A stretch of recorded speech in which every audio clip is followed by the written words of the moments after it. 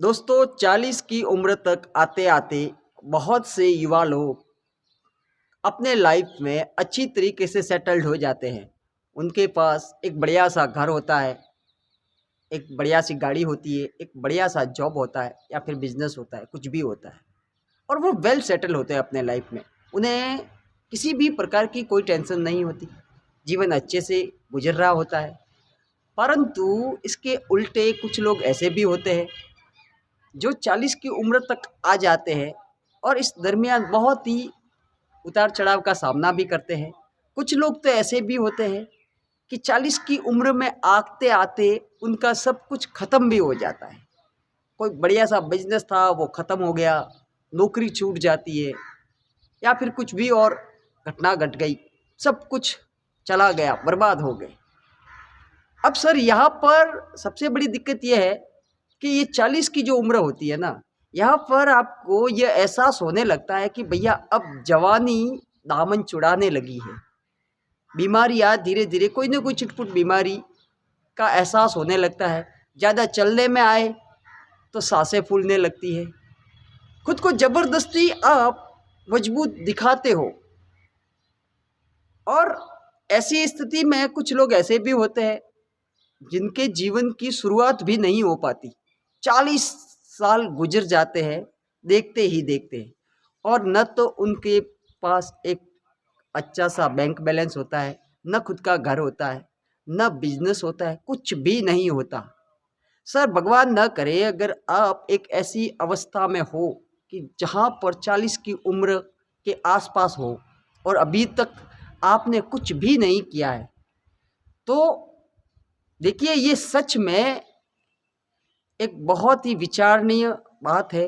मैं यहाँ पर आपको डराने का प्रयास नहीं कर रहा हूँ। देखिए ये जो सच है वही बताने का प्रयास कर रहा हूँ, क्योंकि ये कहना बहुत आसान है कि यार कुछ नहीं, अभी भी कुछ नहीं बिगड़ा, बहुत समय पड़ा है, कर लेंगे। ये कहना बहुत आसान है, परंतु एक सच ये भी है कि अब पहले जैसी वो एनर्जी नहीं रही, अब पहले जैसी वो उत्साह नहीं रहा, अब पहले जैसा वो हिम्मत नहीं होती। क्योंकि एक सच है साहब, देखिए बात कहने के लिए, मोटिवेट करने के लिए कुछ भी कहा जा सकता है, परंतु जो सच तो है ना वो यही है। तो सर अब इस मिड लाइफ क्राइसिस को आप कैसे हैंडल करोगे? इसका जो तरीका मेरे को सबसे बढ़िया तरीके से जो समझ में आ रहा है ना, वो तो सिर्फ इतना सा है साहब कि देखिए अब आपके पास दो रास्ते हैं जहाँ तक मेरे को समझ में आ रहा है। या तो आज दिन तक जो कुछ भी आपके साथ अच्छा बुरा जो भी घटित हो चुका है ना, उसे सोच कर रोते रहो और आगे का जीवन ऐसे ही रोते रोते गुजार दो। या फिर दूसरा वाला जो रास्ता है वो ये है, जो आपको भी पता है कि जो बीत चुका है उसे तो आप वापस नहीं ला सकते, परंतु जो कुछ भी बचा है ना, उसमें क्या क्या किया जा सकता है, और इतना भी ज़्यादा मुश्किल नहीं है। देखिए सर इतना आसान नहीं है ये भी मान लिया, परंतु इतना भी ज़्यादा मुश्किल भी नहीं है कि आप कर ही ना पाओ। बहुत से लोग हुए हैं ऐसे जिन्होंने 40 के बाद शुरुआत की है और अपने जीवन को एक आदर्श जीवन की तरह जिया है और बहुत कुछ अपने जीवन में अचीवमेंट भी की है।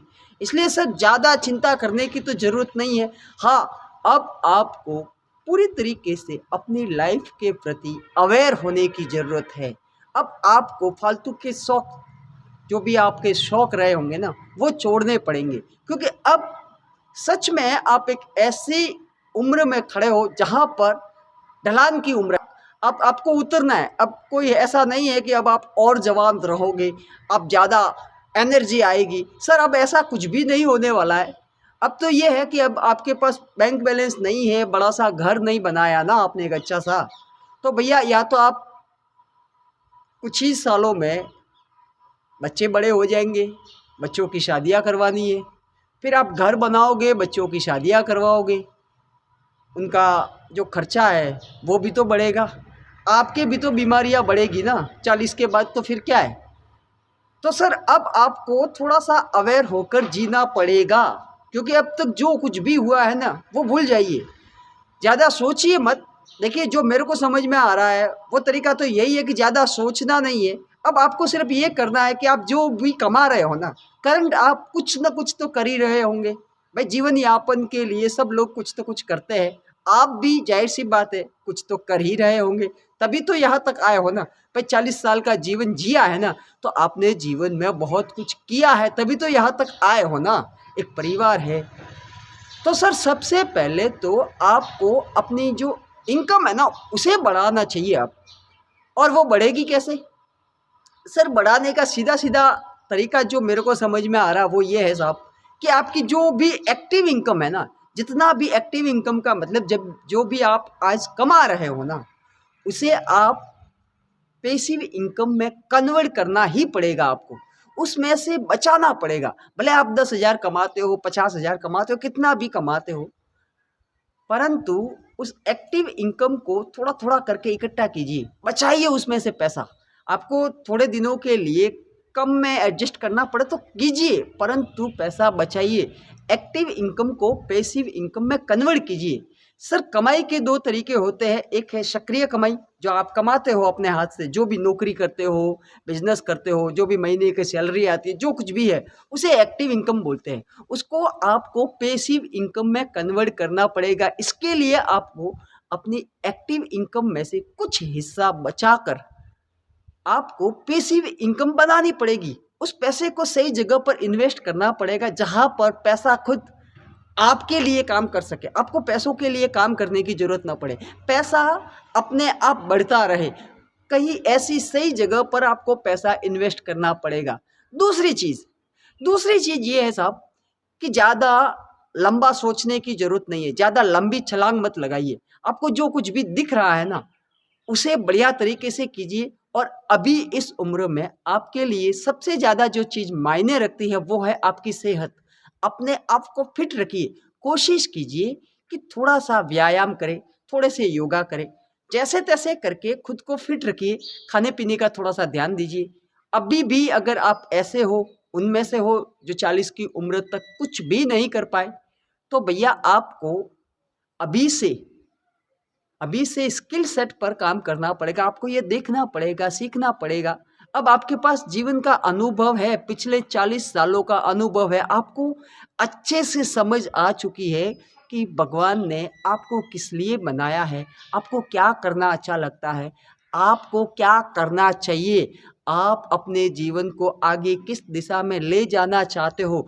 यहाँ से आपको एक नई शुरुआत करनी पड़ेगी, क्योंकि जब आप नई शुरुआत करोगे ना, तो अब आपके पास जो पिछला अनुभव है ना, जो भी 40 सालों का अनुभव है ना, वो आपकी मदद करेगा कि आप किस में बढ़िया हो, आप क्या क्या कर सकते हो, आपने आज दिन तक क्या क्या किया है।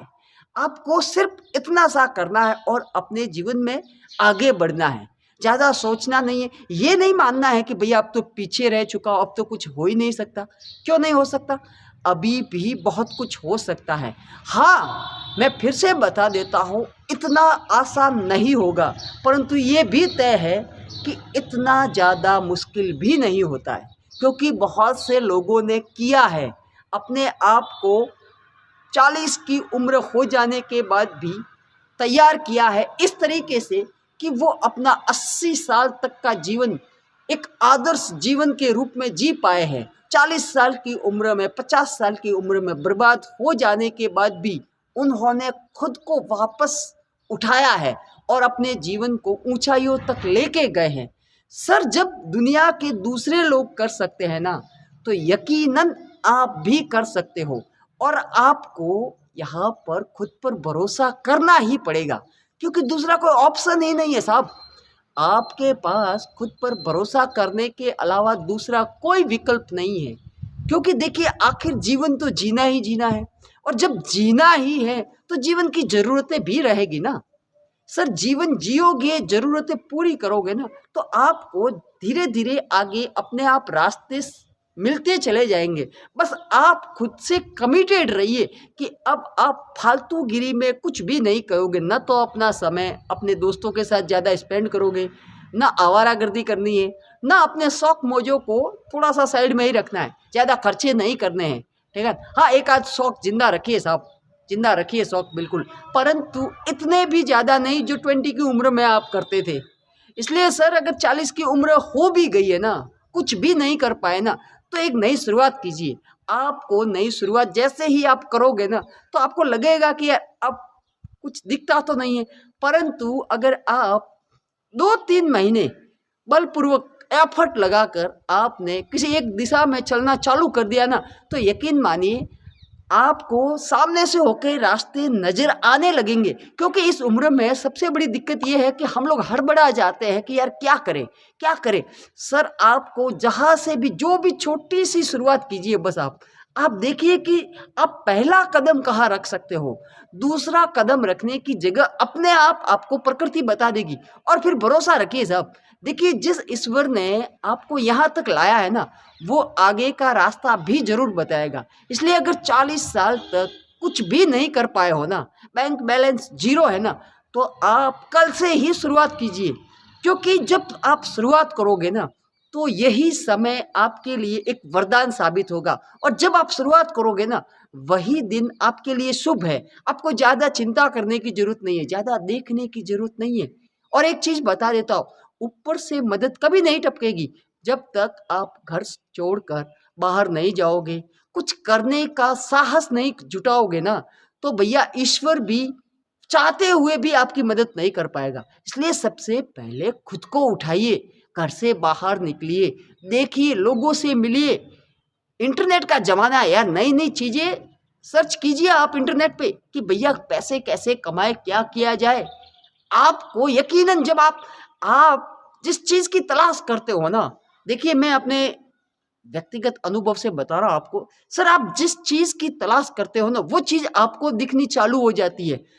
आपको अगर मेरी बात का यकीन नहीं आए ना, तो आज आप रोड पर वॉकिंग के लिए निकलिए, ठीक है? वैसे तो रोड आजकल सिटियों में वगैरह, अब तो गाँवों में भी रोड साफ एकदम बढ़िया टकाटक रोड रहते हैं। फिर भी आप एक अच्छे से पत्थर की कल्पना कीजिए और ढूँढिए उस पत्थर को। जिस रोड पर आप डेली चलते हो ना, उसी रोड पर आप एक अच्छे पत्थर को खोजने का प्रयास कीजिए। आप देखोगे कि जैसे ही आपने पत्थर का ध्यान किया ना, आपका ध्यान उस पत्थर पर चला जाएगा। सर कहने का मतलब इतना है कि जिस चीज़ को आप चाहते हो ना, उस चीज़ तक आपकी दृष्टि कैसे भी करके पहुँच ही जाती है। इसलिए साहब आपका ध्यान सिर्फ रास्तों पे होना चाहिए। क्या होगा, कैसे होगा, ये ज़्यादा चिंता करने की ज़रूरत नहीं है। बस आपका ध्यान अपनी चाहत पे होना चाहिए।